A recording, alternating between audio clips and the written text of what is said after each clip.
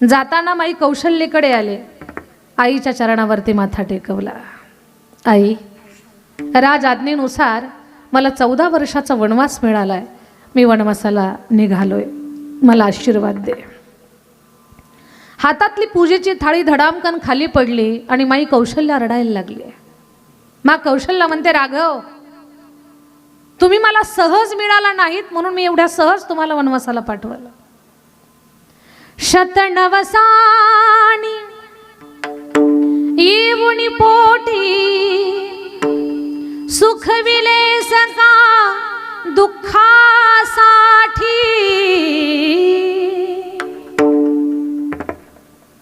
शतनवसानी येऊनी पोटी सुखविले सका दुःखासाठी. राघव, तुम्ही माझ्या पोटी जन्माला यावं याच्यासाठी कितीतरी देवांना मी नवस केले, कितीतरी उपवास केले, कितीतरी व्रत वैकल्य केली, आणि आज तुम्ही म्हणताय मला वनवासाला सोडून जायचं? नाही जाऊ देणार तुम्हाला. नको रे जाऊ राम राया, नको रे जाऊ राम राया, नको रे जाऊ राम राया, नको रे जाऊ राम राया. राघव, मला सोडून तुम्ही वनवासाला जाऊ नका. मी तुम्हाला सोडून जगू शकत नाही. आई आहे ती, जगातली कुठली माय आपल्या लेकराला वनवासाला पाठवल? दारखेल, माझ्या शब्दानं शब्दाकडे लक्ष द्या. दगडाच्या मूर्तीसारखी झाली माई कौशल्या. जा म्हणावं, ताईचं प्रेम आडवं येत आहे. राघवाला 9 महिने 9 दिवस पोटात मी कसं वाढवलं, माझ्या लेकराची कशी मी काळजी घेतली, सगळं आठवायला लागलं आणि माय रडायला लागली. रडते माई कौशल्या. नाही राम, मला सोडून तुम्ही जायचं नाही.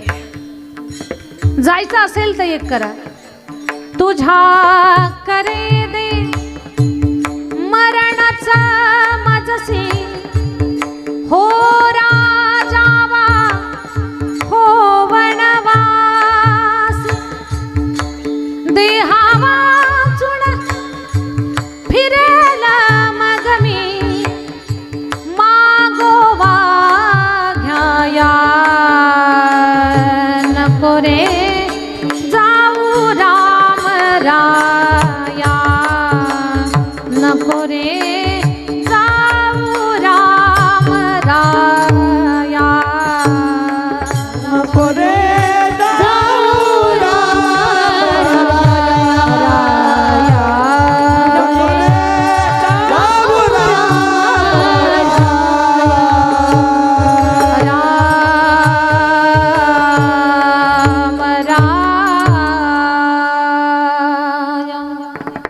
राघव, मला सोडून जाऊ नका.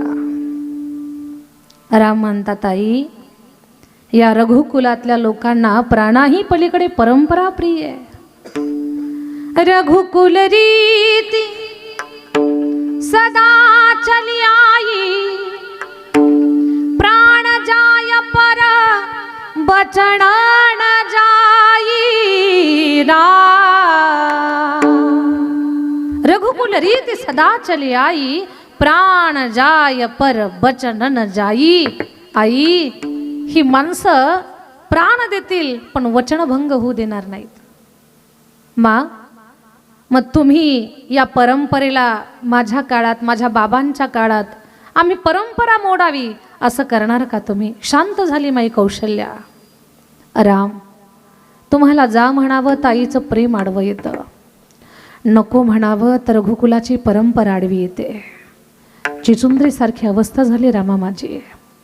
साप जेव्हा चिचुंद्रीला पकडतो तेव्हा त्याच्या लक्षात येतं हा उंदीर नाही, ही चिचुंद्री आहे. टाकून द्यावं तर साप आंधळा होतो, गिळावं तर पोट फुगून मरतो. अवस्था अशी झाली राम. कौशल्यमाईनं सांडलेली पूजेची थाळी सावरली आणि पंचमहाभूतांची प्रार्थना केली. सूर्यवंशी दिनकरा तापू नको रे भास्करा धरणी माते माय बहिणी सांभाळावे कोदंड पाणी। हे सूर्यनारायणा, तुझ्या तप्त किरणांचा त्रास माझ्या लेकराला होऊ देऊ नकोस। धरणी मा, माझं लेकरू वनात निघालंय, तुझ्या पोटात उगवणारे काटे खडे माझ्या लेकराच्या कोमल चरणाला टोचू देऊ नकोस। एक आई देवाला काय प्रार्थना करणार आहे?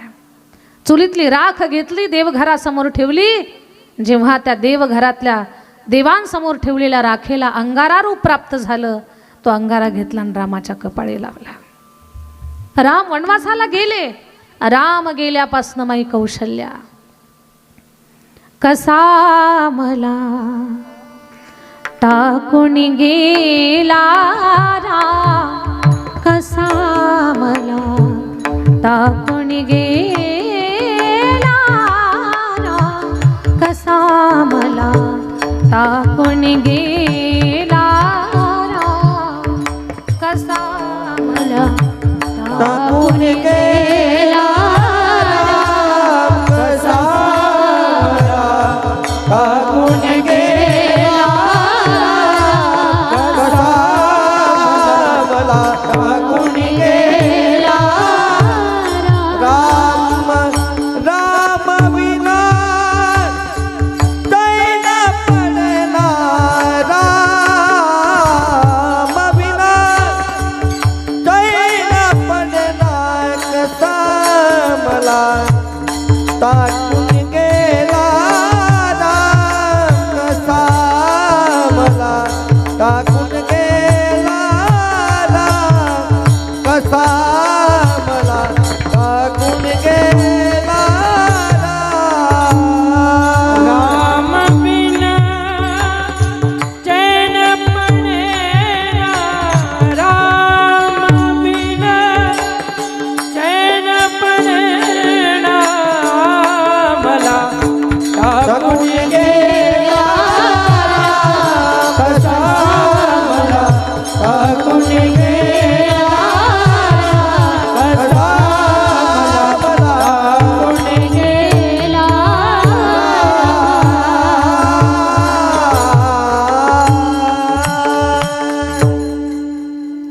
रामा विना माझा चैन पडेना, नाही जीवासी आराम, कसा मला टाकून गेला राम।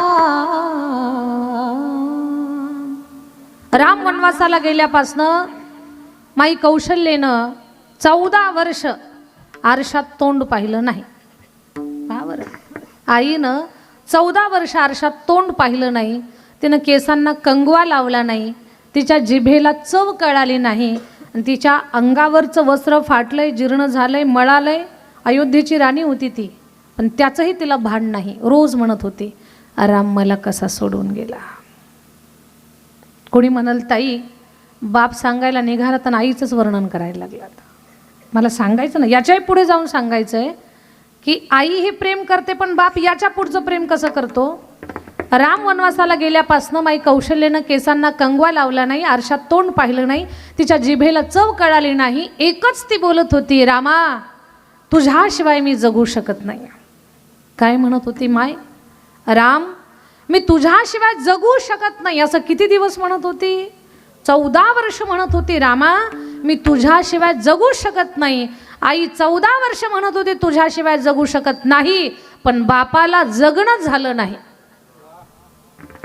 बापाला जगणं झालंच नाही। 6 दिवसामध्ये धिप्पाड देहाचा, हत्ती सारख्या ताकदीचा, अरे प्रसंगी देवांना सुद्धा युद्धात मदत करणारा असा बलाढ्य, बलशाली, ताकदवान, साहसवान, धैर्यवान, शौर्यवान धर्मात्मा राजा दशरथ 6 दिवसामध्ये राम राम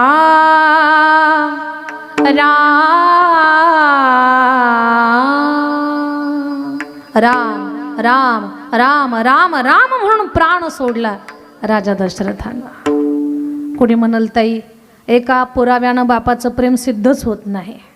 आणखी एखादा पुरावा आहे. दुसरा पुरावा, विजांचा कडकडाट, ढगांचा गडगडाट, हजारो वर्ष बेड्यांनी जखडलेलं शरीर होतं. वीज चमकली तरच रस्ता दिसत होता. 6 मारले, आता हे 8वं मरू द्यायचं नाही म्हणून त्या लेकराला वाचवण्यासाठी पूर आलेल्या नदीमध्ये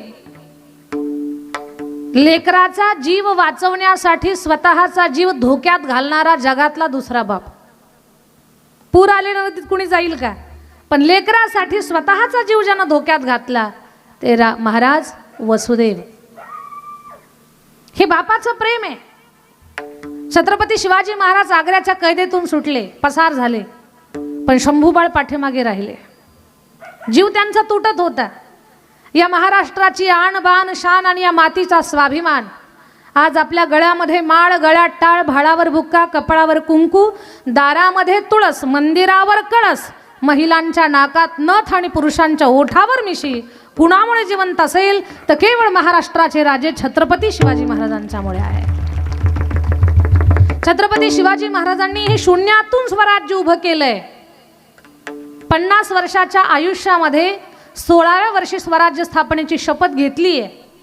पुढचे 35 वर्ष अहोरात्र सह्याद्रीच्या दऱ्याखोऱ्यातून प्रवास केला आणि 35 वर्षाच्या काळामध्ये 36 जिल्ह्याचा किंवा त्याही पेक्षा अधिकचा भाग महाराष्ट्र जोडलाय त्यांनी. किती वर्षाच्या काळात? फक्त 35 वर्षाच्या काळात. 35च्या दुप्पट 70 होतात. 35 दुणे 70. महाराजांनी 35 वर्षात महाराष्ट्र जोडला. आपण आपल्या आयुष्याचे 70 वर्ष प्रपंचामध्ये घालवतो, 4 लोकांचं कुटुंब जोडू शकत नाही आपण. महाराजांनी महाराष्ट्र कसा जोडला असेल याचाही विचार करण्यासारखाच आहे. छत्रपती शिवाजी महाराज हे राज्य उभं करत असताना की जिथे प्रत्येकाला वाटावं हे माझं राज्य, हे कुणाची हुकुमशाही नाही, ही ना आदिलशाही, ना कुतुबशाही, ना मुघलशाही, ना निजामशाही. इथे प्रत्येकाला वाटावं हे माझं राज्य आहे, हे स्वराज्य आहे. ही भावना लोकांच्या मनामध्ये उभी करणं का 150 वर्षामध्ये लोकांची मनं मरून गेलेली होती. गुलामगिरीला एवढी माणसं बळी पडलेली होती, जणू जन्म असं त्यांना वाटत होतं की कुठली तरी आपण खूप शिक्षा भोगण्यासाठी आलो की काय माणसाचा जन्म घेऊन. अशी अवस्था लोकांची होती. त्यांना त्या अवस्थेतून बाहेर काढून त्यांचं मन जागं करणं, स्वाभिमान जागा करणं हे सोपं नव्हतं. जसे छत्रपती शिवाजी महाराजांनी जणू शेतकऱ्यांना शेतीची नांगरणी मशागत करावी तशी अगोदर महाराष्ट्रातल्या माणसांच्या मेलेल्या मनाची मशागत केली होती. अगोदर त्यांनी मन जागं केलं, नंतर स्वराज्य उभं राहिले. उगीच माणसं महाराजांसाठी, महाराजांच्या या स्वराज्याच्या विचारासाठी जीव द्यायला तयार नाही झाले. सरळ लोक म्हणत होते, राजा लाख गेले तरी चालतील पण लाखाचा पोशिंदा जगला पाहिजे. हे एवढं सोपं वाटतं का? हे बोलणं आणि रक्ताचं नातं नाही जिथे, ती माणसं बोलत होती. किती विश्वास प्राप्त केला. आणि विश्वास हा फक्त शब्दातून नाही तर कर्तृत्वातून, कर्मातून प्राप्त होत असतो. छत्रपती शिवाजी महाराज आग्र्याच्या कैदेतून पसार झाले. शंभूबाळ मागे राहिले. औरंगजेब म्हणत होता, शिवाजी महाराज पसार झाले, आपल्या हातातून सुटले सुटू दे, पण शिवाजी महाराजांचा पोरगा शंभू अजून आपल्या राज्यात आहे, पकडू त्याला. कारण तो मुलगा, बाप जर त्याचा शेर आहे तर पोरगा 1.25 शेर आहे. त्याचा बाप जर सूर्य आहे तर हा शंभू चैत्रातला सूर्य आहे. एवढा कठीण आहे हा पोरगा. हा जरी पकडला तरी खूप काही झालं. शंभू बाळाला पकडण्यासाठी औरंगजेब जागोजागी जिथे रस्ते आहेत तिथे चौकशा, गस्त वाढवला, पहारा वाढवला. 8-9 वर्षाच्या लेकराच्या कसून चौकशा करा, कुठून आलं, कुठे निघालं हे सगळं. आणि शिवाजी महाराजांना रोज बातमी कळत होती. आपल्या लेकराला आपल्याला सुखरूप स्वराज्यात आणायचं, काय केलं असेल या बापानं. शंभू राजे सुखरूप स्वराज्यात पोहोचवावेत याच्यासाठी छत्रपती शिवाजी महाराजांनी जिवंत शंभू बाळाचं श्राद्ध घातलं. शंभूबाळ मेले, शंभूबाळ मेले अशी अफवा पसरवली. ब्राह्मण देवतांच्याकडनं मंत्र उच्चार करून कर्मकांड केलं, त्यांचं पिंडदान केलं. बातमी वाऱ्यासारखी पसरली. रात्रीतून औरंगजेबाला खबर कळाली. औरंगजेबाला एवढा आनंद झाला. औरंगजेब म्हणतो, या अल्लाह, जे काम मला करायचं होतं ते तूच केलं, तुझी किती मेहरबानी आहे माझ्यावरती. सगळ्या सैनिकांना सांगितलं पहारा शिथिल करा, आता शंभूला शोधण्याची गरज नाही, शंभू मेला. सगळीकडे आनंद आहे औरंगजेबाच्या तिकडे. आणि शंभू बाळाची वाट मोकळी झाली, पहारा शिथिल झाला, शंभू बाळाची वाट मोकळी झाली. शंभूराजे जेव्हा स्वराज्यात पोहोचले तेव्हा आनंदाची तोफ आणि विजयाचे नगारे वाजले आणि सगळ्यांनी एकच जयघोष केला, छत्रपती शिवाजी महाराज की जय. धर्मवीर संभाजी महाराज की जय. लेकराचा जीव वाचवण्यासाठी, जिवंत लेकराचा जीव वाचवण्यासाठी जिवंत लेकराचं श्राद्ध घालणारा जगातला पहिला बाप छत्रपती शिवाजी महाराज. लेकराचा जीव वाचवण्यासाठी हे बापाचं प्रेम आहे, फक्त ते कळत नाही आपल्याला. आईनं तोंडावरनं हात फिरवला की मखमल फिरल्यासारखा होतो आणि बापानं तोंडावर हात फिरवल्यानंतर जेसीबीचा बकेट फिरल्यासारखा का बरं वाटावं आपल्याला? बाप आहे ना तो आपला. पण का प्रेमामध्ये फरक आहे एवढंच मला सांगायचंय की बाप व्यक्त होत नाही. माझ्या डोळ्यातली आसव कुणी माईन पुसताना, कसा हुंद का दाटतो या गोष्ट बापाची सांगताना, कसा हुंद का दाटतो या गोष्ट बापाची सांगताना. प्रचंड प्रेम करतात आपले वडील आपल्यावरती, प्रचंड प्रेम, प्रचंड प्रेम. पण जेव्हा आपल्या जीवनातले आपले वडील हरवतात ना, ते जाण्याचं काय दुःख असतं. बारकाईनं माणूस जेव्हा एकांतात बस, लक्षात घ्या, गर्दीत माणसाला दुःख पाहिजे त्या प्रमाणात कळत नाही. पण जेव्हा माणूस एकटा बसल ना, माणसाला खूप काही जाणीव झाल्याशिवाय राहणार नाही. खूप गर्दीत असं काही हरकत नाही, पण आठवड्यातून एक दिवस तरी स्वतःला एकटं ठेवा, एकांतात राहा, आठवड्यातून एक दिवस का असे ना. आणि एकांत जेव्हा तुम्ही एकांतात राहाल ना, कोणीच नाही सोबत, त्यावेळेला माणसाला जाणीव होते बऱ्याच काही गोष्टींची. वडील असतानाची अवस्था वेगळी असते, ते आपल्याला सोडून गेल्यानंतरची अवस्था वेगळी असते. पण या भांबरे परिवाराला या व्यासपीठावरनं मी सांगेल, आपला परिवार धार्मिक परिवार आहे, वारकरी संप्रदायाशी आपली नाळ जोडलेली आहे. कीर्तन, भजन, ज्ञानोबाराय, तुकोबाराय या सगळ्या गोष्टी आपल्याला ब कड पासून शिकवायची गरज नाही. काही गोष्टी अगदी वारसा हक्कानं धार्मिक गोष्टी आपल्याला मिळालेल्या असतात. आपलं कुटुंब धार्मिक आहे, म्हणून या व्यासपीठावरनं मी काही तुम्हाला असं सांगणार आहे किंवा आपल्या संतांनी जे आपल्याला सांगितलेले, बाबांनो, आपली माणसं गेल्यानंतर माणसाला दुःख होतं, मान्य आहे, पण जाणं जगाचं सत्य आहे. इथं कोणीही अमर नाही, ज्याचा जन्म नाही ओरो आले अवतारा, आले अवतारा, एरते पमर जीवा कीती, एरते पमर जीवा कीती.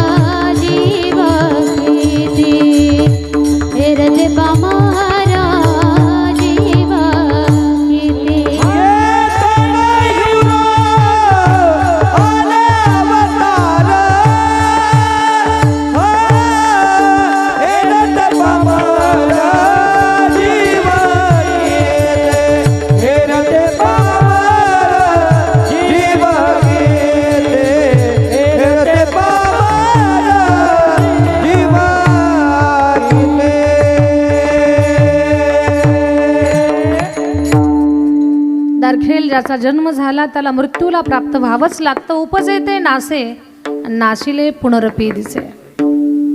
जन्म आणि मरण ही एक अखंड चालणारी साखळी आहे.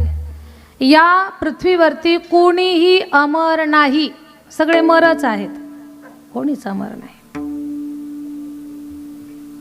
तुमचा आमचा आपल्या सगळ्यांचा प्रवासच असा आहे.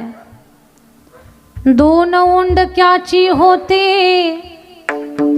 सागरात भेट, दोन ओंडक्याची होते सागरात भेट, एक लाट तोडी दोघा पुन्हा नाही गाठ. क्षणिक देवी आहे बाळा, क्षणिक देवी आहे बाळा,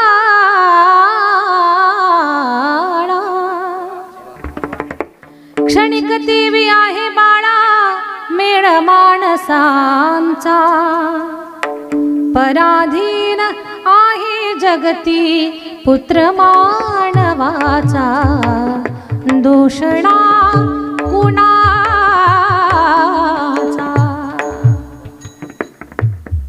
तुमचा आमचा प्रवास जणू समुद्रामध्ये दोन लाकडाचे ठोकळे एकत्र यावेत असा आहे. एक लाट येते आणि या लाकडाच्या ठोकळ्यांना वेगळं करते, पुन्हा त्यांची कधीच गाठ होत नाही. तसा आपल्या सगळ्यांचा प्रवास आहे. अशीच एक लाट स्वर्गीय नागोजी बाबा यांच्या जीवनात आली आणि आपल्यातल्या बाबांना 10 दिवसापूर्वी दूर घेऊन गेले. दूर. आणि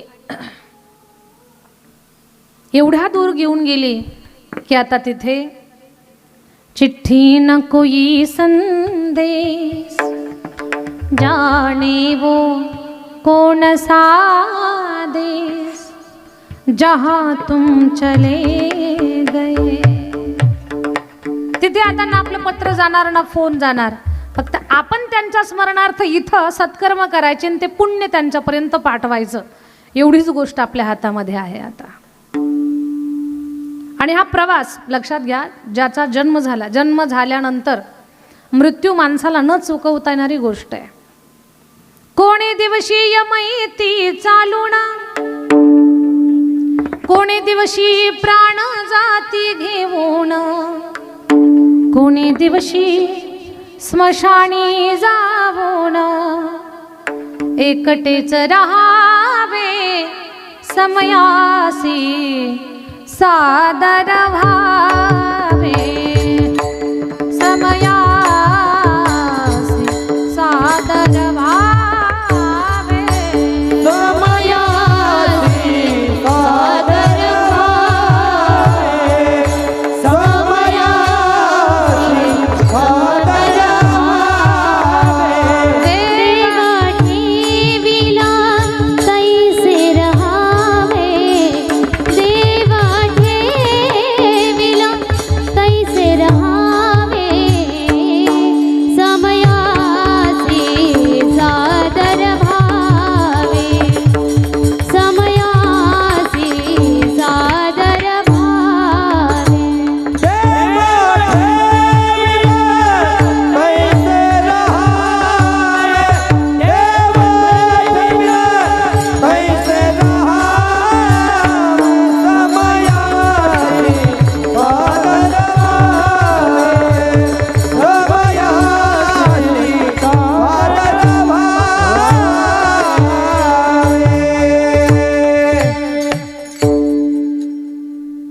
कोणी दिवशी यमयती चालून, कुणालाच माहिती नाही, कोणी दिवशी प्राण जाते घेऊन, कोणी दिवशी स्मशानी जाऊन, आणि एकटेच राहावे. का बरं?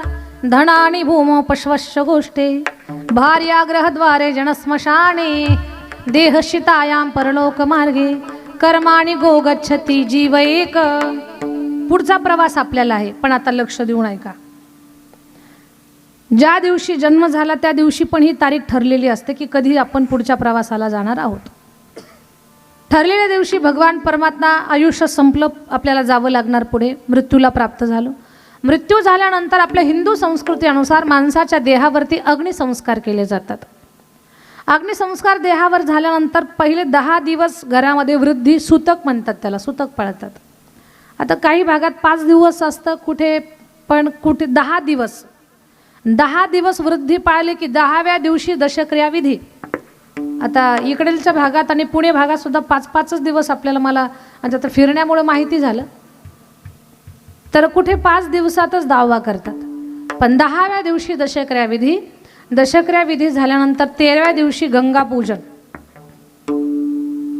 दशक्रिया विधीच्या आता पहा, पहिले 3 दिवस, तिसऱ्या दिवशी अस्थि विसर्जन असतं.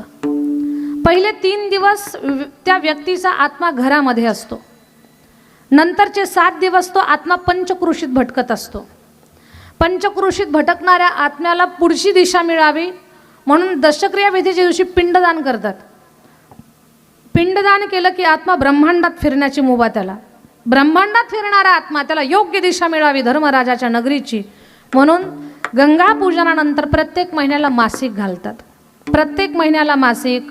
मग कुठे भजन करतात, कुठे दान करतात, गोदान, अन्नदान, अनेक प्रकारचं दान ज्याला जे शक्य असेल तसं आपल्या परिस्थिती अनुसार. नाहीतर नामसन कीर्तन, भजन, काही गरुड पुराणचं वाचन, काही भागवत पारायण करतात. अशा अनेक काही धार्मिक गोष्टींचं चिंतन केलं जातं. आणि मग प्रत्येक महिन्याला मासिकासोबत हे धार्मिक गोष्टी लोक करतात. 12 महिने जेव्हा पूर्ण होतात तेव्हा येतं वर्ष श्राद्ध. आणि वर्ष श्राद्धाच्या दिवशी जीव हा धर्मराजाच्या नगरीला हजर असतो. त्या दिवशी त्या जीवात्म्याच्या कर्माचा न्याय निवाडा करतात की या व्यक्तीनं उभ्या आयुष्यात केलं काय, काय चांगलं केलं, काय चुकीचं केलं.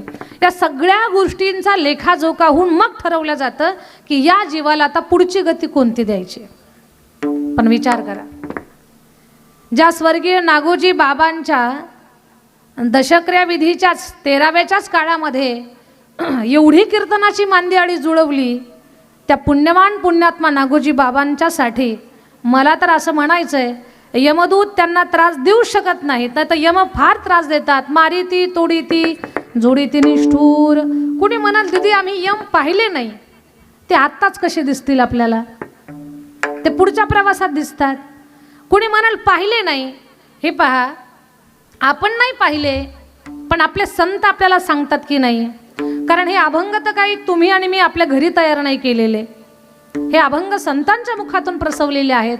संत सांगतात याचा अर्थ असा आहे, या गोष्टी आपण मान्य केल्या पाहिजेत. अंधश्रद्धेला बळी पडा असं अजिबात आम्ही म्हणणार नाही तुम्हाला. पण ज्ञानोबाराय तुकोबारायांनी सांगितलेले शब्द डोळे झाकून स्वीकारा, एवढं आम्ही तुम्हाला सांगितल्याशिवाय राहणार नाहीत. त्या गोष्टीवर डोळे बंद करून विश्वास ठेवा. कारण अंधश्रद्धा याच मंडळीला जमत नव्हती. अज्ञानातल्या समाजाला अगदी ज्ञानाचा प्रकाश देण्याचं काम आपल्या संतांनी केलेलं आहे. आपले संत जर सांगत असतील बाबांनो पुढचा प्रवास आपला सोयीचा व्हावा याच्यासाठी आत्ता सत्कर्म करा, चांगली कर्म करा, कारण पुढे फार कठीण प्रवास आहे. पण विचार करा, ज्या स्वर्गीय नागोजी बाबांच्या अगदी मरणोत्तर 10 दिवसाच्याच काळात हरिकीर्तनाचं नियोजन चालतंय, त्या पुण्यात्माच्या आठवणीमध्ये लोक ज्ञानदान करतात, पारिवारिक जण ज्ञानदानाचं काम करतात. ती व्यक्ती किती पुण्यवान असेल. भगवान परमात्मा नागोजी बाबांना सन्मानपूर्वक स्वतःच्या चरणाजवळ स्थान देऊन नागोजी बाबांचं कोटी कल्याण करण्याचं काम भगवान परमात्मा करणार आहे. कारण त्यांच्या आठवणीत भगवंताचं भजन चाललेलं आहे. आणि लक्षात घ्या, भगवंताचं भजन म्हणजे ही देवाचं नामचिंतन आपण करतोय. आणि या नामाची ताकद अशी आहे, नाम जिवंत माणसाला तर तारतं, पण गेलेल्या माणसाला सुद्धा तारण्याचं काम देवाचं नाम करतं. देवाच्या नावाची ताकद आहे ती, ना तुमची ताकद ना माझी ताकद, ती भगवंताच्या नामाची ताकद आहे. राम कृष्ण नाम सर्व दोष हरण, जड जीवा तारण हरी एक. भागवतामध्ये आपण धुंदुकारीची कथा ऐकलेली आहे. धुंदुकारी जेव्हा जिवंत होता त्यानं कधीही देवाचं भजन केलं नाही, नामस्मरण केलं नाही, कुठलं चांगलं कर्म केलं नाही. बरं चांगलं ना का करणा, चुकीचं तरी करायला नव्हतं पाहिजे त्यानं, पण त्यानं सगळी पापकर्म त्यानं केली, सगळी पापकर्म. पण तो पापी पापकर्म करून पुन्हा तो पिशाच योनीला गेला. लक्षात घ्या, मेल्यानंतर अशा पिशाच्याला मुक्ती देण्याचं काम भगवंताच्या नामचिंतनानं केलं. जेव्हा त्याच्यासाठी भागवत गायलं, त्या भागवतामध्ये भगवान परमात्माचं नामघोष झाला आणि त्या नाम साधनेचा परिणाम असा झाला की तो धुंदुकारी पिशाच देह सोडून दिव्य देह धारण करून प्रगट झाला आणि भागवताची धन्यता द्यायला लागला. धन्य भागवता भागवती वार्ता प्रेत पीडा विनाशिनी. की धन्य आहे हे भागवत, की या भागवत ग्रंथानं, या भगवत चिंतनानं माझं कोटी